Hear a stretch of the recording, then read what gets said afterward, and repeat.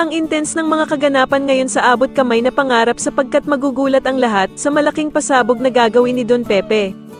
Dito nga habang kinakausap ng press si Moira, ay biglang lalabas si Don Pepe at isisiwalat nga nito ang baho ng mag-amang Zoe at Doc Carlos.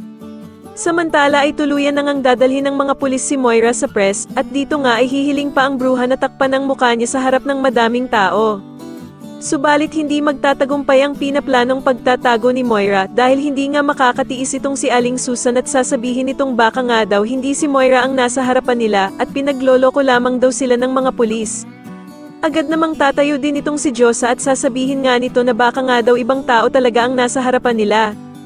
Kaya naman ay mapapaisip itong si Giselle at sa sobrang paghihinala nga nito ay agad na susugudan niya si Moira at tatanggalin nga nito ang nakatakip sa kanyang muka. Agad namang manglalaban itong si Moira pero wala na nga siyang magagawa dahil sa mae-expose na ang pagmumukha niya at mapapahiya nga ito sa harap ng maraming tao at media. Samantala ay tatanungin naman ng mga press si Moira kung meron ba daw itong kasabwat at sasagutin naman niya ito ng meron pero pagtatakpan niya pa din nga ang mga pangalan nito.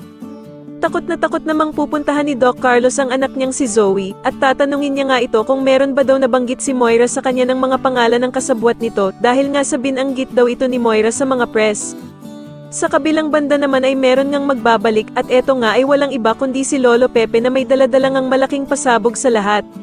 Sa tingin niyo dapat na nga kaya talagang lumabas na ang katotohanan at makulong na nga din ang mag-amang Zoe at Doc Carlos kasama ang bruhang si Moira, mas lalo na nga talagang nagiging exciting ang mga susunod na kaganapan kaya naman ay mas lalo pa nating abangan ang mas lalong gumigandang abot kamay na pangarap. Maraming salamat po sa inyong panonood at sana po ay ma-subscribe niyo ako. Maraming salamat po.